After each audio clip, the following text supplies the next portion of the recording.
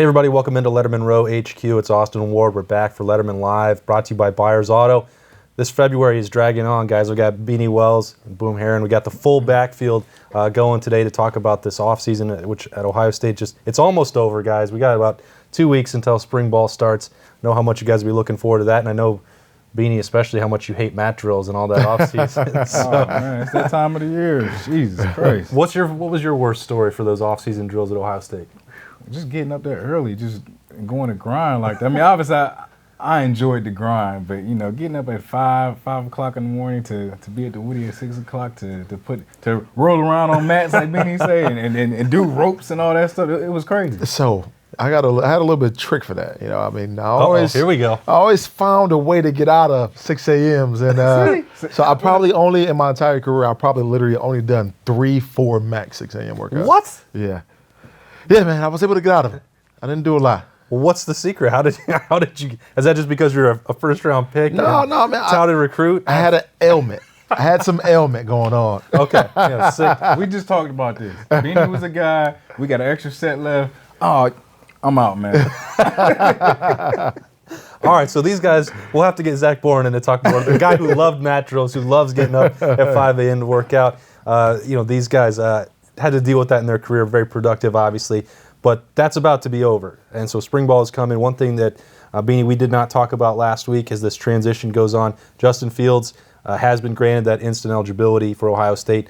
He was already participating in these offseason drills. He was already going to be on the field in spring. But now Ohio State knows for sure that the Georgia transfer, 5-star, the highest rated recruit Ohio State has ever landed. He can be there. He can be ever. Ahead of Terrell Pryor, ahead of the Bosas, anybody else you want to put on the list. According to those rankings, highest rated recruit Ohio State has ever had. So, interesting. What does that mean, Beanie? I mean, now that you know that cloud is lifted, he's going to be on the field. Man, I think that's huge. I mean, when you look at the fact that you have a solidified guy now. We saw that we had Tate leave, so that kind of left the door wide open for somebody to come in. And I think the question mark was there on if Fields was going to be eligible or not. And I think that left everybody with their heart kind of pounding, beating outside of their chest, because we didn't know what we were going to have at the quarterback spot. And now that it's solidified, he's going to be the guy. I think we can move forward as such, and I think it makes everything a lot easier to determine what type of style offense you're going to run moving forward. Yeah, Boom, you seem kind of surprised by that stat there, that Justin Fields coming in with all that anticipation. You've been around when Terrell Pryor had all the hoopla around him.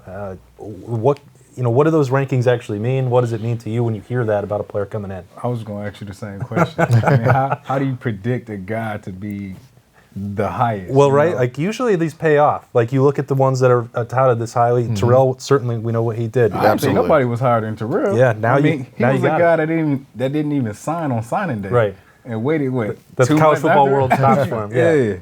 Yeah. I mean, I'm happy that he's eligible.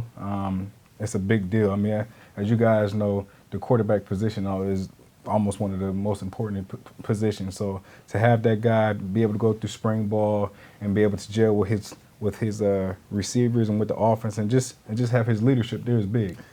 I don't mean to. You seem to take the brunt of this all the time you're in here. This was a 6-week process basically for Justin Fields to get cleared by the NCAA. Ohio State in general knows what it's like to have to go through some of these cases and the uncertainty. Absolutely. I would imagine that there were justifiably people that were worried because you never know what the NCAA is going to decide. You've been through some of that. What's it like to have to wait and not know what your future is going to be? Oh, man, it's a headache. It's a lot of stress, a lot of worry. So it's like I said, it's good to see that he's going to be able to play this year, and he's going to be able to build everything that he needs to get the job done with Ohio State this year. But it's definitely tough, man. Yeah. Definitely tough. It's Lettermen Live, brought to you by Byers Auto. Got Beanie and Boom, a full backfield in here today. That's the quarterback position. I think no matter who's going to be there, Beanie, that's always going to be something that we talk about all year round. That never changes for the Buckeyes. But a couple weeks away now from the start of spring ball, is there another position, another coach, another part of the game that really has your attention, that you want to get some answers by the time you get to April 13th in that spring game with tickets on sale on Friday? Absolutely. I mean, I think when you look at the running back position, obviously you got J.K. Dobbins coming back, and he's expected to be a lead guy. But the past couple of years, we've had kind of the dual back system. Who's going to step up and be that second running back, that guy that we can count on when maybe J.K. is a little bit tired? Then at the receiver spot, who's going to be the next Paris Campbell? That leaves a huge void right there, knowing that you had that big play guy can hit a home run from anywhere on the football field. Who's going to take his place? Yeah, we talked about Master Teague earlier this week on Buckeye Q Beanie. Can he step up and be that number 2? Is Marcus Crowley, he's already enrolled. Can he be, as a true freshman, come in and have an impact? I mean, you guys know, Boom, how hard it can be for true freshmen to come in and find their way, but I don't know, is the backfield the priority for you this spring, or somewhere else that you want to see some results? I mean, obviously with us being running backs, we always want to see the running back position be great. Like Beanie said, it's always been a two guy system here at Ohio State, so it's always going to be important to have that second guy who can come in, and who can carry the load. For me, I would say I want to see about our secondary. Our defense, obviously, we had some ups and downs, right, last year. So see who steps up this year. And also, we got some new coaches coming in, let's see how those guys do. You got a new defensive coordinator, new linebacker coach. I really know those two because they came from that team from up That's north. right. So I'm like, I'm curious, what the heck is going on? You haven't been on here to talk about that. I've heard that from a lot of fans. Are they going to get the rivalry? If you cross that line, it doesn't happen very often. Right. To me, I've never been in the facility. I've never played in that game. Obviously, I've never competed for gold pants.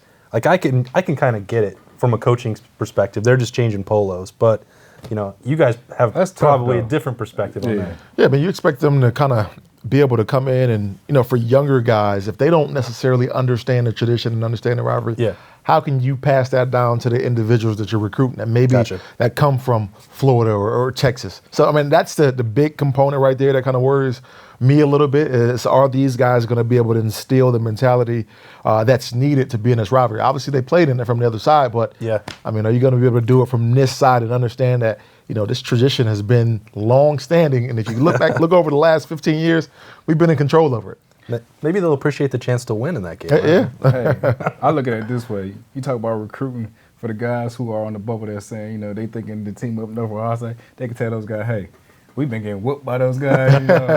Come join us how we did, so let's see what happens. Yeah, that Al Washington, I think he's a guy in particular that people have really talked about on the recruiting trail, helping out the Wolverines. But he's got those Columbus ties. His dad's part of the program. We'll see how that all shakes out. You guys I'm just going to throw this out there, Boom, because you mentioned the secondary. I feel like I'm alone. I think Damon Arnett comes in for too much criticism, and I thought his return was significant for the Buckeyes. Am I completely wrong about this guy's potential, or what am I missing? Well, man, I think, I don't think that he gets too much criticism. Obviously, it's just due when you look at the fact that who we've had at the cornerback position in that secondary the past couple of years. It's huge that we get a veteran guy back, the guy that's been back there, knows what it takes, but it's also another element. He needs to up his game because there has been a standard set in that secondary based off of the players that we had and how well they've done. I think it's helpful just to have that veteran. Hey, if he gets beat out by one of these touted, 5 stars, nobody's going to have any problem with that. I think it's a clean slate here for spring. Jeff Halfley's going to look at it. He's going to play the best guys. I just think Arnett has a better chance of being that with his experience. I think he's athletic. Maybe some different coaching will help him. We know what Jeff Okuda is going to bring. I think that guy's going to be a superstar. Sean Wade has been very versatile. He's certainly going to factor into this into a role. Tyreek Johnson, we'll see what happens with these other guys that are coming in. But if you can keep a guy who, he would have been drafted. Somebody was going to take Damon Arnett. Yeah. You keep him. I think that's significant. Yeah, you see some guys, not talking about our guy, but you see some guys who aren't even really that good that get drafted, especially at the corner position. So I think it was definitely important for him to come back. It's good for him to be back. He has some great leadership now, and it just gives him another year to put some great film out there, and give the scouts something to look at. Less than 2 weeks, finally we're going to have something more to talk about than these off-season predictions and projections. Of course, there's a big summer still ahead of that, but spring ball's coming. I know I can't wait to get back out there, cover it, start of the Ryan Day era and all that. It's going to be fun. So we'll have a lot more to talk about on Lettermen Live, brought to you by Byers Auto. Going to have a lot more here as we bring in Jeremy Birmingham, our recruiting star, to talk about what's going on here in that part of the off-season here in February. So thanks to Beanie and Boom. We're going to let these guys out of here. turn them loose. We appreciate them for having. Thanks, guys. Thank you. Appreciate it. All right, let's shift gears here on Lettermen Live, brought to you by Byers Auto. We're bringing in Jeremy Birmingham. He's got the hashtag stuff. He's up there in the recruiting headquarters for Lettermen Row. And Birm, it's February. It's not the busiest time of the year. In fact, you wrote this week at Lettermen Row in one of your recruiting questions of the day about why that is. Ohio State's maybe not doing big junior days, not trying to make a bunch of big waves in February. Why is that? Is there anything that's really moving right now for the Buckeyes as they start getting ready for 2020, 2021?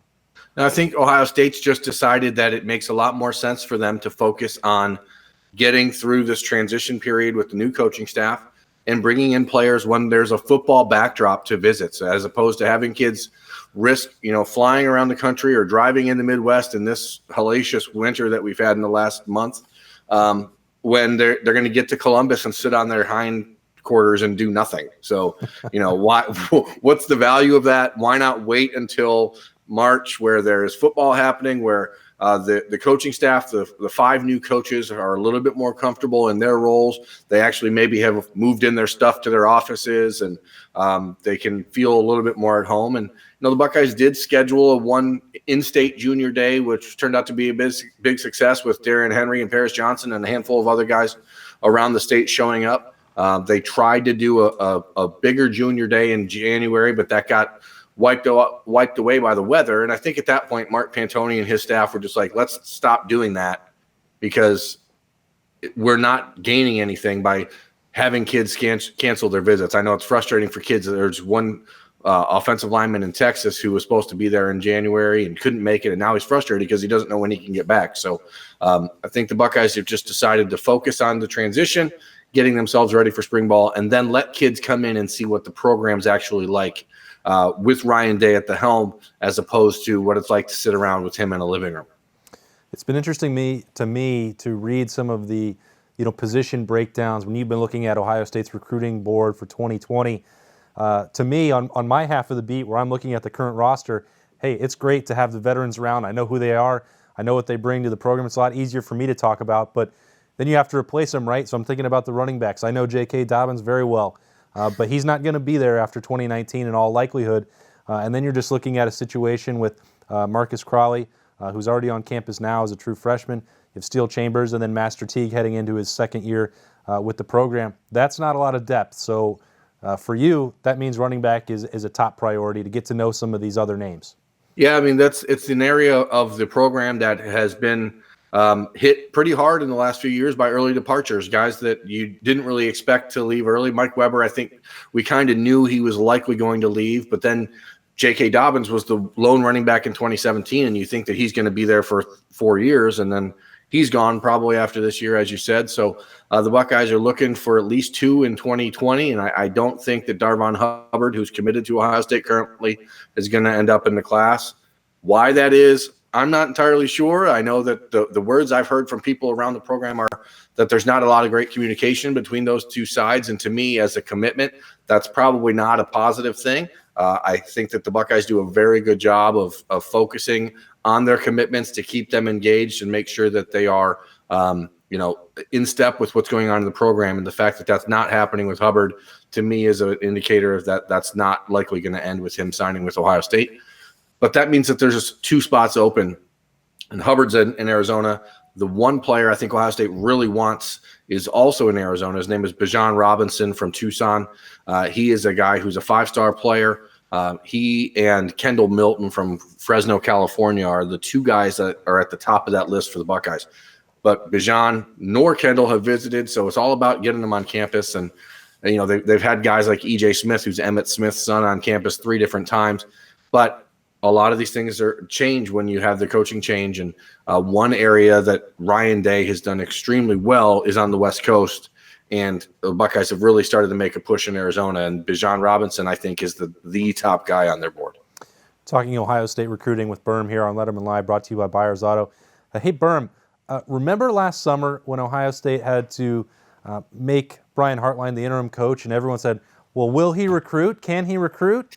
Yeah, I do remember that. I think we've got a pretty good answer on that by now, don't we? Yeah, I mean, Brian Hartline has turned into the ace recruiter on the staff, not named Ryan Day or Larry Johnson at this point. He's He's got 2 commitments already in the class of 2020 with Guy Scott from the Seattle area, and then Jackson Smith in Jigba from Rockwell, Texas. Rockwell, one of those rock wall combinations.